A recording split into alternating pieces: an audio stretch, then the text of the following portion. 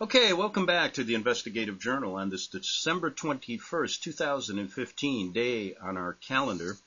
I'm your host, Greg Anthony. You're listening to FirstAmendmentRadio.com. You can catch my show every evening from 6 p.m. to 7 p.m. That's Pacific time on FirstAmendmentRadio.com.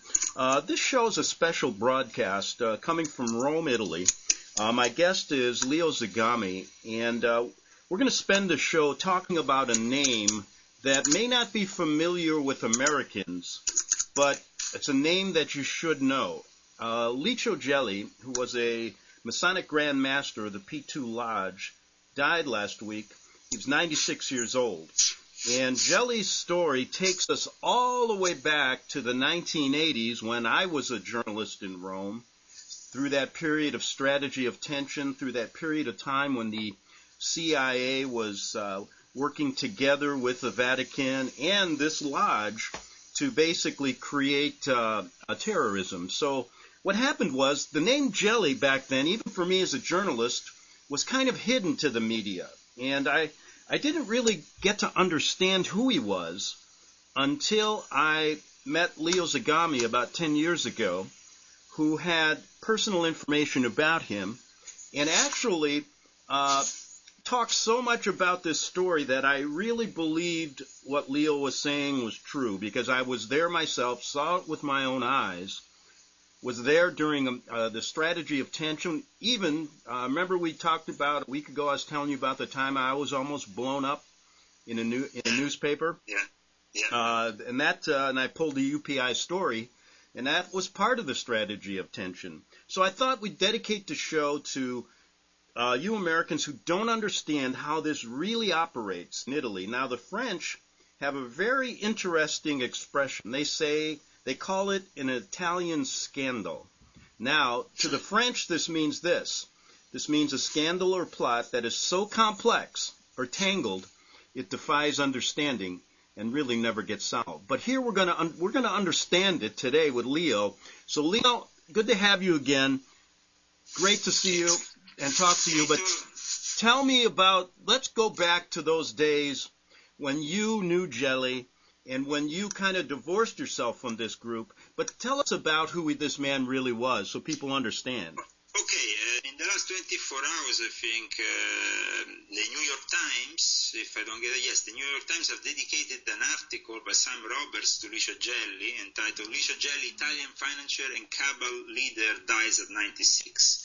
So we're talking here about a figure that is moving the highest, the most respected journalist in the world at the moment. They're trying to grasp who this guy really was, and they can really never go deeper, because the deeper you go is like the rabbit hole and Alice in Wonderland, and the deeper you're never going to get to an answer if you're not an insider, if you don't have the insider perspective.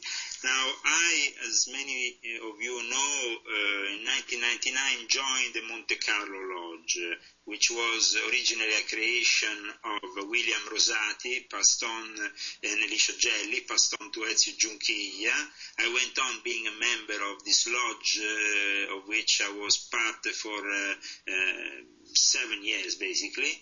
And in those 7 years, I also established the Ordo Illuminatorum Universalis, which was my own order of Illuminati within the Monte Carlo Lodge. But I was brought up in Arezzo in the late 80s. I actually worked for a guy called Romano Piergentili, who was a 33-degree Freemason and a Grand Master of the Knights Templar. Romano Piergentili was probably only second to LICIO GELLI in influence in Arezzo at that time. And through common friends, at that time, a very young age, I met for the first time LICIO GELLI, somebody that I will encounter during the course of my Masonic history a few times through common friends, people, of course, being part of the Monte Carlo Lodge. We had a complete, let's say, loyalty to him as being one of the co-founders. And at the same time, Ezio Giunchiglia had grown wary and had created some conflicts with GELLI during the years, though both of them were working for the same people. So who these people are? And where did I end up really being is quite incredible, because I ended up being in a setup which you yourself were witness. Of course, you, Greg, were witness about these things. You were much older than me. I joined them much later because of my age. Thanks for reminding me, Leo. No, but I want to say it. No, I know. I'm just kidding. Your experience as a journalist, because you were there as a journalist in Rome, probably at the most delicate time in recent history. And in those years, LICIO GELLI's influence was probably even larger than it ever was in the last few years. What happened in the last few years is that gradually GELLI got isolated on one side. On the other, he saw many of the things that he also tried to implement with his famous Piano di Rinascita Democratica, his famous manifesto, and saw them implemented by both Berlusconi, who, as we know, was a P2 member, and then later on in more recent years by Renzi, who is not a P2 member, but definitely comes from Tuscany and from, let's say, a milieu of people, Masonic milieu, that also saw some of GELLI collaborators. But he never really had any esteem or any for this recent Italian Prime Minister, which he judged even publicly as being basically an idiot, stating that he will not last as long as Berlusconi did for a number of reasons. In any case, GELLI in recent years, I think, also understood some of his mistakes and the fact that he trusted in the past the wrong people, that he became himself the easiest scapegoat for many things, that he didn't even have anything to do with some of them. Some of them, of course, yes, because he himself said, I am a puppet master. I'm not a puppet, I'm a puppet master. When you state, you make that public assertion that you are a puppet master, of course, people will say, but who was LICIO GELLI? LICIO GELLI was born in 1919. LICIO GELLI was somebody who went through fascism with Mussolini, became an officer involved in a close relation also with the Nazis, so a liaison officer in the last part of the war. Then the day after the war ended, as you know, like many others, he joined the anti-communist establishment financed by the US and Operation Gladio. And that's a key thing people have to understand, is that he was recruited by the CIA to start Operation Gladio, which was really to foment terrorism. We can say that to start Operation Gladio is a bit saying a big thing, because Operation Gladio starts really a bit earlier with Frank Giotti and later on also Principe Alliata di Monreale, and then in the 50s, of course, they recruit also GELLI when GELLI starts to become prominent as a businessman first. And then later on, he also gets recruited in the CIA for these anti-communist operations. Now, of course, he has done many wrong things. His lodge has indulged in many criminal activities. We have discussed this, I think, for how many hours in our shows in the past. Well, 10 years ago, when people were shocked to hear this stuff, but hopefully they're understanding it a little better now. Yeah, now... The interesting thing is that GELLI at that time, was, of course, used by the CIA in this strategy of tension within the Cold War. Once the Cold War finishes, of course, things change. And with that probably started also the decline of, but also for a period there was a person from the P2 like Berlusconi maintaining those ideas, implementing those plans that GELLI had written down, that included also the control of the media and so on. But as I said, his plan was not of dictatorship, because he had already participated, and you probably will remember, in 1970 there was the attempted coup, the famous coup Borghese. Mm-hmm. And he was part of it, so he actually got even in trouble for this. And for this reason, he didn't want to make up a plan that was completely dictatorial for the future. And when in 1982, in a case that they found at the airport with his daughter Maria Grazia, which is the daughter of LICIO GELLI, they found this plan, this secret plan called Plan of Rinascita Democratica. And it says in the words, Rinascita Democratica, meaning democratic renaissance. So what happens with the Rinascita Democratica? Means that actually he made an attempt to control everything, staying within the frame of so-called democracy. Demonstrating that democracy is still, of course, an illusion, because once you know that, then you understand also that, of course, it is an illusion. He made it very clear to the people that was an illusion when he said that you have to create two parties, one on the left and one on the right. At that time, remember, and you remember it very well, governments used to change it. Yeah, exactly. Okay, we had a little internet interruption with this connection to Italy. So, Leo, you left off where you're saying governments were changing all the time back then, and I remember that. TVs were opening up to the possibility of private ownership, meaning you could finally not have only the monopoly of RAI and transmit freely, first by cable, then with an antenna. That also led to the phenomenon of Berlusconi's TV channels in the year that followed up. And Berlusconi was a P2 member. So he also implemented this part. We can say that the reduction of the parliamentary members he wanted to, or the abolition of the provinces, were also part of his plan.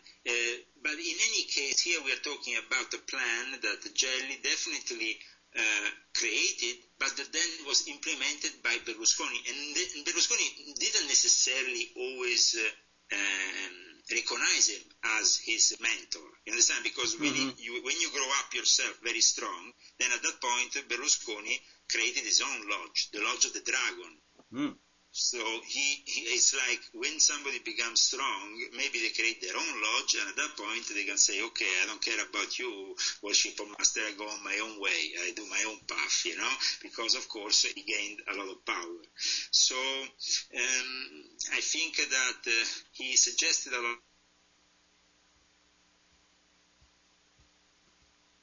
than their own, and of course maybe his view of things then changed very much when he saw how they implemented it.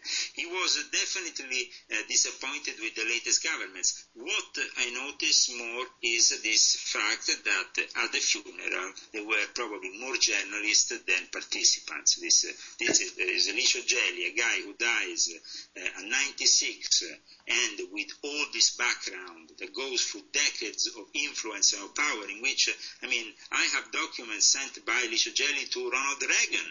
He was invited to the White House. Yeah, I got pictures of him with Reagan, in fact. Yes. And so, something I wanted to mention so people understand this, when things really hit the fan in Italy, it was during that scandal with the Vatican Bank and P2 Lodge and GELLI and Michele Sindona. Comment on how the Vatican gets involved in all this stuff.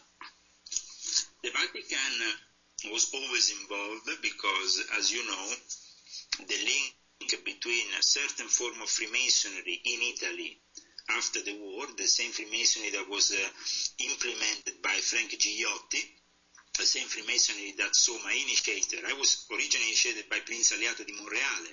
Prince Aliato di Monreale was one of the key members of the P2, and then left the P2 even himself when he saw certain things that he didn't agree with and created his own branch.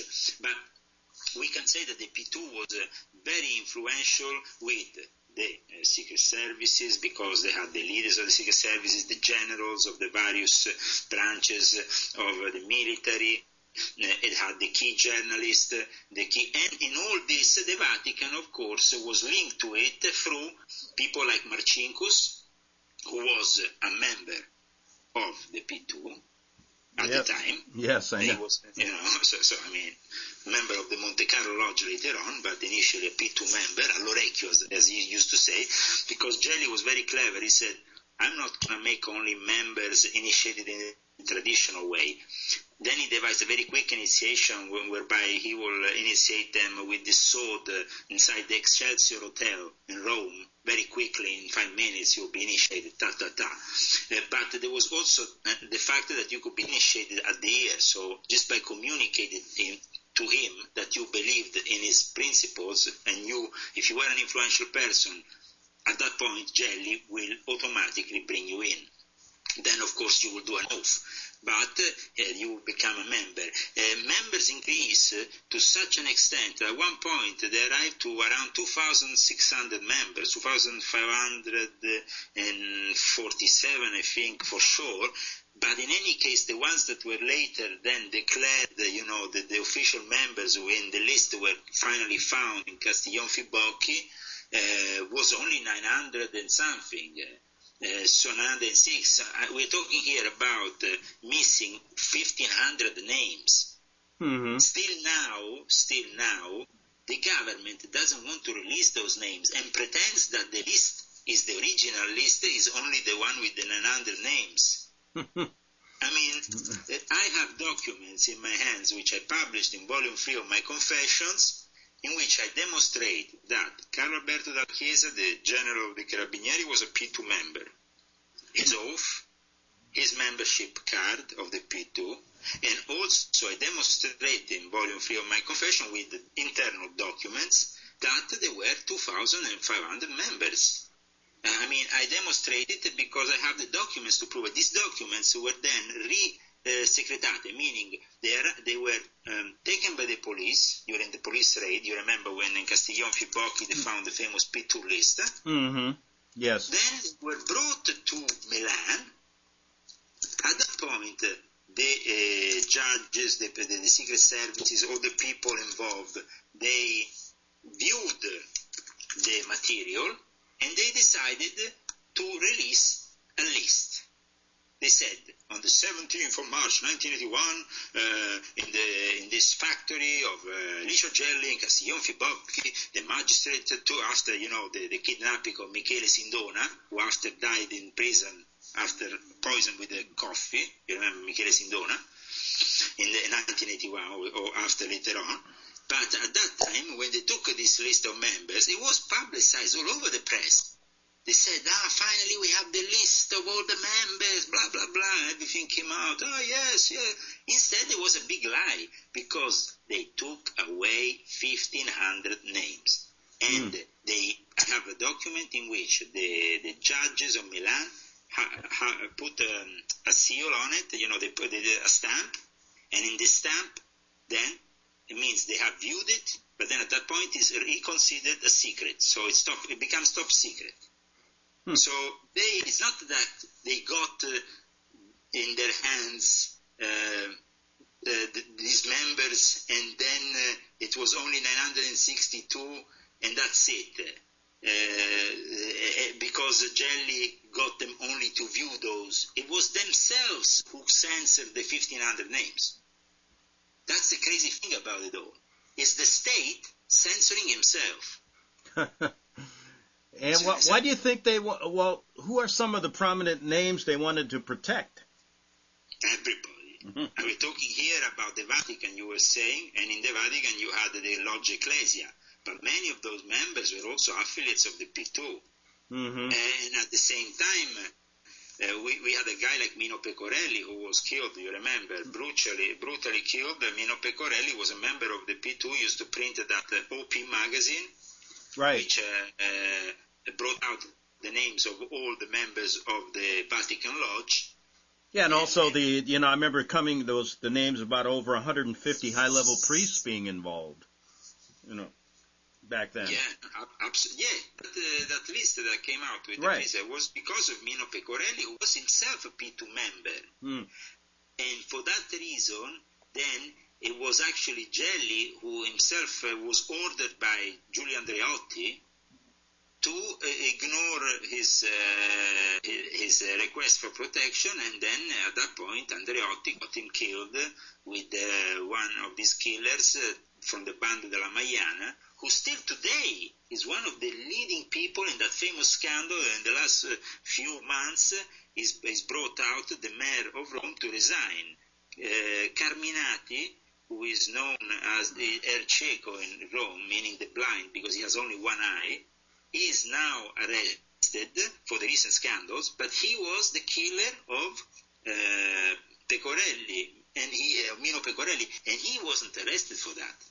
He's been arrested now for other scandals, but he was able to work his way through the Roman mafia and establish what is now known worldwide as Mafia Capitale, the scandal of Mafia Capitale and the Roman mafia. And so these things are slowly coming out. In any case, other lists for a total of 550 names, of which only 180 appear in the first 962, later on kind of appeared publicly. But we are still missing a lot of names, and these names, of course, were also names of prominent members of other lodges, which they didn't want to be in any way touched by the scandal, because you had important transnational lodges like the Free Eyes Lodge, where Henry Kissinger operates, which, as you know, GELLI was working for both the CIA but also for Mossad. It had a very big link with Mossad and, of course, the Vatican, because LICIO GELLI had also was nominated by the Pope Knight of San Silvestro Papa. He was also Knight of the Holy Sepulchre. He was very active, actually, in the knighthood of the Vatican. And I think that the problem with him is that he is covered. He went in his grave with his secrets, and I tried to convince in the last few months to actually come out with some of this stuff and be able. Yeah, when was the last time you talked with him, when he was alive? I wasn't able to talk in the last few years with him, but I was able only to deliver messages through other people, because also communication with him was completely sealed. You're talking about a guy who officially was under arrest. Okay, that I wasn't aware of. Go ahead. So he was officially under arrest, moving from one villa to the other. Usually he was in Villa Vanda, but then sometimes he was in other place, in Pistoia.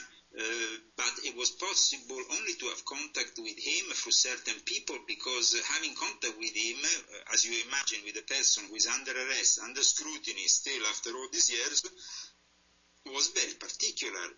You had to organize yourselves. You had to, not have pigeons, but almost. You understand?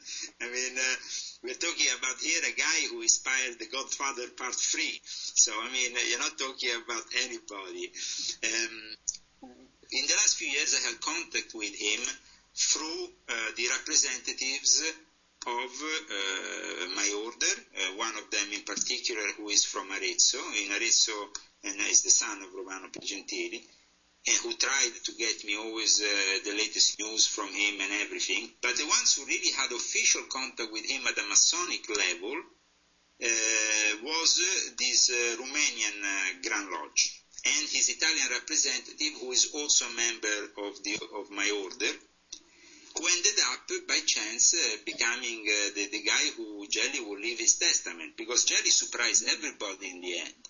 Well, Leo, hold that thought, because we're going to take a break for our first half hour here, and then we're going to come back in 3 minutes. So I got a lot more, folks. We're going to talk to Leo about GELLI's last, what happened at the funeral, a number of other things. And I want to start the next half hour by stating that it isn't just as simple as good or evil here. This is a very complex system, and we need to understand it from the inside out. That's what we're doing here today. Back in 3 minutes on the Investigative Journal.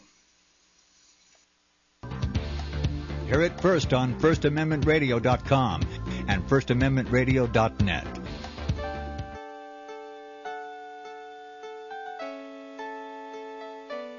The program you are listening to is 100% sponsored by you, the listener, on this First Amendment Rights Media channel.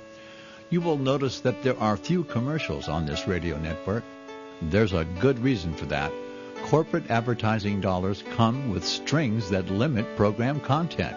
So without your help, these programs cannot continue on internet or our several affiliates. If you benefit by the educational law programs, we ask you to give. If you are admonished or nurtured by the Bible and ministry programs, we ask you to give.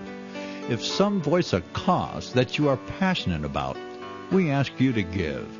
If you believe in any of these, we ask you to support them as you would a missionary on a continual basis, as if giving a tithe for missionary radio. These programs are not commercially viable and must be supported by those faithful to the cause of truth. Look for the button to sponsor your favorite programs at our listen and schedule pages on the internet. Then, when you subscribe, we will send you the last quarterly MP3 CD of that program immediately, and continue to do so with each new quarter. We will also give you unlimited archive access to all of our programs. We're asking you to give much less than a tithe, so that you may also send support directly to a particular program host, cause, and anywhere else the Spirit may lead you. Do all to the glory of our God and Creator, for His holy nation, the only kingdom that will last forever. Thank you for listening.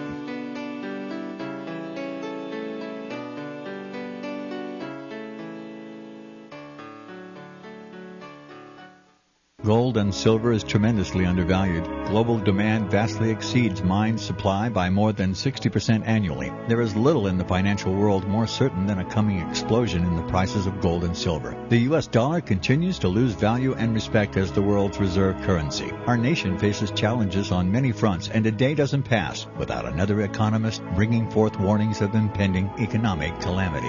There has never been a better time than right now to acquire physical gold and silver. Discount Gold and Silver Trading was founded on the principles of truth and honesty. We believe in providing a quality product, quality service, and most importantly, competitive pricing. We provide all forms of precious metals, including American gold, silver, platinum, and rare investment and circulated coins. Silver bars, rounds, and 90% silver bags are on hand for the silver investor. Gold self-directed IRAs are available. Call Discount Gold and Silver Trading at 1-800-375-4188. Toll free, that's 1-800-375-4188.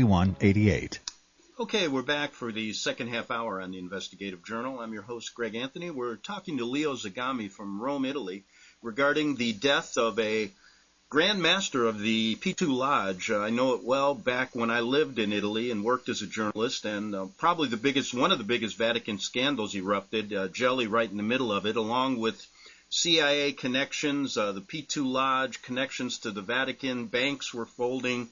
Roberto Calvi was found killed under the Blackfriars Bridge, dressed like a monk. Leo, the strategy of tension was high there at the time. We were witnessing, I think, and like I said, I was just a young journalist at the time, but I was witnessing how this whole system really operates. And you have connections with Kissinger, Reagan, you have connections to the Pope. And GELLI, of course, being recruited as an Italian who was very influential to make sure the ball kept rolling, correct? Yes. Where did that ball, how did it start rolling then, and where is it at now? It started rolling, as I said, in the 50s. It kind of got more and more financing when he became the worshipper master of the P2. When he actually started to his process to become worshipper master of the P2, the financing started to pour in, and this financing was made available so the strategy of tension could keep Italy firmly in the hands of the NATO alliance. Mm-hmm. There was a threat, a threat that was the communist regime. Of course, that was itself a setup of the worldwide establishment. We saw how it fall down later on. But let's remember that at that time, of course, everybody was playing their parts. So the interesting thing is that now GELLI is dead. He has left us with something. He has just not left with the plan. The last few months, I was in contact with him through these people, and every now and then, I had this constant contact. with him. I'm sorry that I didn't manage to actually meet him before he died. That's unfortunately, but he was very sick the last few months. Sometimes it was very difficult for him to also keep a very steady conversation, but he was still lucid until the end. And he nominated in June, he called in this Grand Inspector General, this 33 degree called Mariano Iodice, which is, by the way, also a member of my order, to give him a testament for General Bartolomeo Costantin Savoio, to appoint him as his successor. What does this mean for the world? It means that by doing this, LICIO GELLI wanted to simply state to the world, I die under all this, pile of dirt that you have put on me, but I am nominating as my successor a 4-star general of NATO, one of the most respected ones, and he is embracing it in front of, he went in front of the cameras, made pictures with him, everything, and then this testament was given to Mariano Iodice, and it will be read publicly on the 22nd of December in Arezzo at 12 o'clock in the morning, and it will be definitely history in the making. History in the making also because there is a lot of interest on who is the legitimate heir of the P2. 10 years ago, as you know, I came out of it, so I couldn't really follow up and become his successor. For a number of reasons. Yeah, and I remember that story. And, since then, what happens with this story, and I have to explain to American listeners, it's not as simple as it's not as cut and dry as you think. And what happens here is you have a lot of connections, and the only way a journalist can really get to them is by talking to everyone. We can't uncover secrets unless we talk to those who hold the secrets. And I think many people back then, when you said you came out of the order, but then started something else, Americans took it like they would call me and go, "You're nothing but more. You're just the enemy, Greg. You're just playing part, because you have Leo on the show." And so, it upset me a bit, and I think I made a mistake by cutting off relationships with you for a while. But I've since learned that it's important to understand your story because it's a bit different than most people think. And I think you came out of the order for legitimate reasons and wanted to do some good things, and it was misinterpreted. Go ahead. Yes, it was misinterpreted, but at the same time, gradually, even LICIO GELLI started to follow me, and he actually built in the last few years, believe it or not, more and more esteem towards my act of rebellion. Mm-hmm. I know this for sure as a fact because during the funeral, which I also sent a flower bouquet it was given by one of my representatives to the widow was very thankful and acknowledged that. So you see, when you are in such a close contact with somebody you are reporting, and at the same time, here, I have also a background, as you know, I write nowadays, I publish books, I'm also a journalist from time to time, you are a journalist. Professor Mariano Iodice, who in June went to take this testament that will be read, and there will be also the presence of the general himself that we mentioned earlier on the 22nd, he himself is a journalist. So we are journalists, but we are not those journalists who don't want to understand. We are part, sometimes, we enter the story, we become connected to it. I don't say that Greg entered any lodge or anything, because that would be a lie. Greg is simply somebody who is reporting it in the most biased possible way, and at that time, people could just not understand what I was doing because it was too complex for their mindset, because they always think as everything being black or white. Now, I remember you were outing LICIO GELLI. You were rebellious against what he did, and to see him come to terms with you, tell me how that happened. Well, since I came back to Italy, gradually we reawakened the Ordo Illuminatorum Universalis, that, as you know, in 2008 probably when we last had contact, me and you, I later on came out completely of the Monte Carlo Lodge setup after a meeting that was held in the summer of in July 2008. Later on, I was arrested for espionage in Norway. But before that, I completely severed my links with these people. And I went, I brought my order and the people who were loyal to me on a different path. Gradually, though, this proves of actually dealing with the criminal side, we actually managed to get the criminal side of the P2 that was still operating with Giorgio Ugo Balestrieri arrested. He's in jail now. Do you know he's in jail now? No, I didn't know that because we did a lot on Balestrieri, and sure. even his connections to 9/11, remember? Absolutely. And Balestrieri was arrested a year ago in Morocco in November last year. Then he was extradited to Italy. He stayed in prison, of course, only until May because, he's Balestrieri. He was sent to house arrest now in Lyon. But he is under house arrest. He was able, though, for 5 years to dodge the authorities and to still be in charge of the Rotary Club in the United Nations, the International Rotary Club. That's crazy. And he actually had an Interpol thing issued for the whole of Europe. But he managed to escape because he has a passport with written instead of Giorgio Balestrieri, Giorgio Ugo Balestrieri. Mm-hmm. So he managed to escape. And I was a crook. And so then there was another crook which we used to talk about back in the days, Greg. I don't know if you remember another guy called Rui Gabiro. Oh, yeah. What happened to him?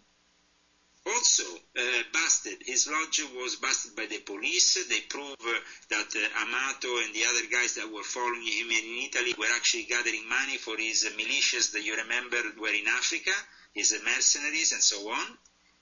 And so basically he can't come back to Italy. He has an arrest warrant pending on him. So what is house arrest in Italy? They put him in a villa and he... No. We are talking here about people that, if you're not LICIO GELLI, you are Rui Gabiro, I don't think you will have the same treatment as LICIO GELLI. LICIO GELLI wasn't somebody they were arresting. Right. LICIO GELLI was somebody they always arrested as a fictitious mean to then get the attention of the media off his back. Because simply he couldn't reveal those secrets because he was working for the CIA. He was, this guy, he was an official CIA appointed officer in charge of his operations. You can't arrest a guy who's doing his job. It doesn't exist. We are in NATO here. We are not in another part of the world. Mm-hmm. So he was operating legitimately. That's the thing that we have to understand about this story. I was trying to explain this today to the journalist who interviewed me for this special made by the Italian radio, which interviewed Gelli's best friends, and amongst them Mariano Iodice, who picked his testament, Luca Monti, who was there at the funeral, who is a son of one of the main members of the P2. Then they interviewed also Benedetto Miseria, who is the appointed successor of Principe Alliata also, which was my initiator. So all these people who really closely linked to Gelli, who knew him, and they, of course, they choose also me, and that's one of the things that I was shocked, that the actual wife of Gelli would have preferred me to be there to deal with the press, because I probably, at this point, have the most clear idea of who really is Gelli. Mm-hmm. And so the misunderstandings outside there, of course, he was involved with this and this other. The Strage di Bologna, many other accidents that happened during the strategy of tension, they always had members of the P2 operating within the intelligence, counterintelligence, Gladio, and subversive right-wing groups, or even left-wing groups like Brigate Rosse, manipulated by the same persons. But that doesn't mean that he was responsible, because he was simply doing his job. So I know it's hard to digest here for a lot of people, but at this point, I go back to my old job. You remember my old job in the Monte Carlo Lodge? I'm an historian. Mm-hmm. That was I was known as the historian. So now that I write so many books, publish so many books, I'm actually regarded again as the historian. So and this time I'm probably in a much wider way, because now I actually have the support of many people inside Freemason, inside these secret societies, that finally see that things need to be, exposed. Otherwise, you would be dealing in criminal activities. Mm-hmm. And if these things are not authorized by any means by intelligence agencies, and if they are, of course, then it's your decision if you want to compromise yourself or not. That's what happened really with me 10 years ago when I came out of all this, you remember? Because I didn't want to compromise anymore. Simple as that. Yeah, and that's where, and then you fled the country, lived in Norway, got harassed there, came back, and so the story goes on. Take us right now to what's happening, at his funeral, and what's going to happen on the 22nd, and fill us in a little bit on what's going on with all these people in Italy and the CIA and the Vatican and everything. How have things changed, if they have? Well, definitely they have changed very much because now in the Vatican you have the Jesuits in charge. Mm-hmm. And the Jesuits, they have their own agenda, as you know, their own liberal agenda, their own communistic agenda.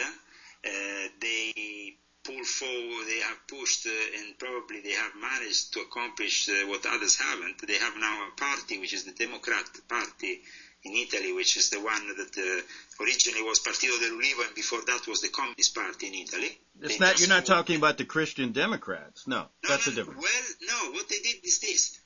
The Christian Democrats don't exist anymore. So what they did is they brought the Christian Democrat together with the old communists in one single party. No, that's quite a mix. That's a mix, because that is what we know as catto-communism. That it's a reality that really only exists in Italy, where they have the husband who is there with the red flag and the wife reciting the rosemary. This is the concept that was born catto-communism. So this Italian reality that then manifests with, of course, a Bilderberg-controlled government. The first one was Mario Monti after Berlusconi was kicked out.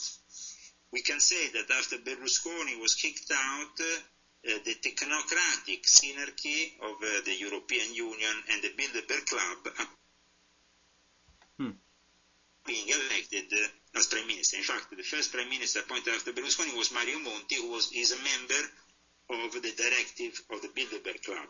Now, Berlusconi, he was close to GELLI, wasn't he, too? Yeah, the thing is this. Nowadays, you see, Greg, we have to be honest here. Okay, go ahead. The Italian lodges don't count anymore. Mm-hmm. Now there is the transnational lodges, the Bilderberg Club, the big international lodges have completely taken control of the whole thing. They don't even let you have your own independent setup in Italy because they don't want it. They want to implement a new world order, so they want to be in control. They don't want, a bunch of Italians who might have some crazy ideas to then implement their own thing. Mm-hmm. Gotcha. So things around. It's not anymore your local P2 lodge that then became, because after the P2 there was the P3. Then there was the P4 with Bisignani. The scandals have been coming out, and of course in the newspapers the people were arrested for the P4 and for the P3. So I mean, these are not like abroad. You don't get this information, but the P2 was only the beginning of a series of Ps. And of course, GELLI was the inspirational father, but he wasn't always the ultimate controller of the other ones that came into place. Mm-hmm. He was regarded more and more, from my point of view, I had a clear perspective, as an old sage in the last 10 or 20 years, gradually more and more an old sage and less an active manipulator.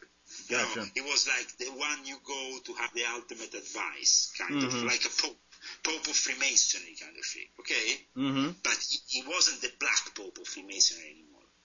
Because nowadays, Italian Freemasonry that doesn't count anything anymore. We had our transnational lodges, like the Free Eyes Lodge, or other ones, out of Pentalpha and other ones, seem to have much more power at the moment than the P2 ever had.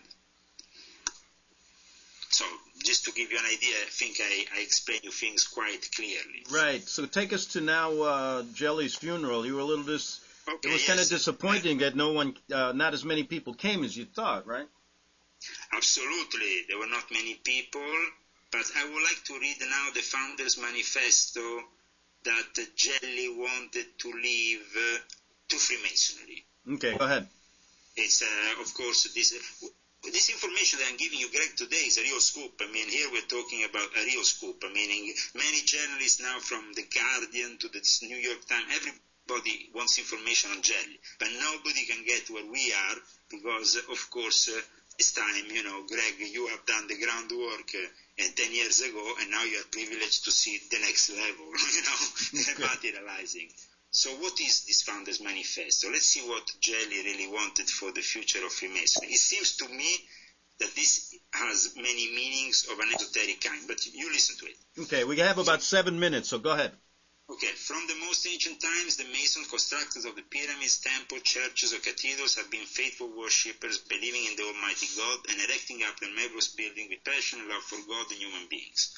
Nowadays, we, the heirs of the operative workers, we become speculative Masons, erecting up our soul, temples, glorifying God, and doing incessantly efforts to be more tolerant, better citizen in our society, life, and closer to precept of our religion. After the centuries of misunderstanding, disputes, and false accusation, the time is arrived that we are declaring solemnly believing in the Almighty God, unique and merciful, the grand architect of the universe, Yahweh, Allah, Brahman, Barisol. So it seems to me, I don't want to go on and on because otherwise we might waste more of your time, but I will read the last paragraph. We Freemason Christian worshippers are respectful. We Freemason Christian worshippers. So basically, it's changing. It's not anymore Freemason, Universal Freemason. He's changing the actual tenets of Freemasonry, adapting them to a Christian context. And if you go and see the work that General Bartolomeo Constantine Savoio has done in the last 3 years, let's remember who this guy was, so people Masonically speaking can understand what kind of guy this was. Here we have one of the highly decorated Freemasons of Europe. He was a member of the Grand Lodge de France, then he was a member of the Grand Lodge National de France, and at the highest level, he became the main inspirator for Freemasonry starting again in Romania, and of course with the Romanian National Grand Lodge 1880, he basically is the Sovereign Grand Commander and Grand Master, so both the Sovereign Commander of the Rite and also the Grand Master of the Order. We're talking here about the guy who has an organization specifically dedicated to Christian Freemasonry. So it seems to me that where this is going is leading towards orthodoxy. It's more leading towards orthodoxy than leading towards Catholicism, though in passage of this manifesto there is written, for us Freemason Christian worshippers, the God is the creator, for whom is proceeding Jesus Christ, the Son, and the Holy Spirit, and we are venerating Virgin Mary. Now, by reading this, you understand that this is more really the belief of a Knights Templar than the one of a Freemason. Right. Because here you're putting really pinpointing on Jesus Christ. That is something that Freemasons after 1813 have not done anymore, because Freemasonry became a universal thing where you have to accept Jews, you have to accept Muslims, you have to accept this and that. It seems to me here that by going back to the Christian faith, bringing back Freemasonry to the Christian faith, there is a maneuver here to counteract what is happening in society, with the spread of the Islamization, with the spread of with the collapse of the Catholic world. Because let's remember that the Romanian Commander and Grand Master is under the Orthodox Church of his country. So he also has organized in recent years special meetings between the Orthodox churches of Romania, Bulgaria, and other countries, and then of course the Vatican. But we're talking here still of somebody is coming out of an Orthodox reality. So this is quite surprising that LICIO GELLI, a member of the Vatican, knighthoods and this and that was involved so much closer with the Vatican, as you know, is now nominating as his successor an Orthodox. Yeah, interesting. It's very interesting, I think. And I think that there is a very big maneuver going on here that people should investigate further. We only have a couple minutes, Leo. One question. You think ISIS will ever come to Italy? Unfortunately, there have been in the last 10 days already some attempts to trigger some terrorist attacks. In front of the church of Santa Maria Maggiore the other day, an Algerian and a Tunisian attempting to steal the machine gun of a soldier patrolling there, screaming Allahu Akbar, shouting Allahu Akbar. And they were fortunately stopped. But there was also at least 4 terrorist alarms on Rome in the last week. Okay. So, I mean, some of these alarms are not even communicated to the majority of the public to not make them even more tense than they already are. Otherwise, they will stop the whole festivities of Christmas, you understand? Right. Well, listen, let's hold on to that. Yes. Let's hold on to that thought for another show because I'm running out of time. One last thought. Thank you so much, Greg. Well, listen, we got about 40 seconds here. You're going to be going somewhere on the 22nd. I want to know what happens over there when you go to, what are you going to be doing real quickly? Quickly, well, on the 21st, today, Monday, I will be presenting my book in Perugia, in front also of a crowd of Freemasons and stuff. I mean, it's my latest version of Volume 1. And then on Tuesday, I will be in Arezzo, 12 o'clock, with the wife of LICIO GELLI and with this general who has been appointed his successor for this press conference where we will see what happens. I mean, they will bring out also this document, very interesting document that GELLI left to the general. So I will let you know maybe at the next episode the way it's all going. Okay, Leo, well, listen. Okay, you take care. We'll talk again. Thanks for being on the show. Thank you guys for having me. And you see, more insight than this we can't get. So right inside news with me and Greg. All right. Talk again, Leo. Bye.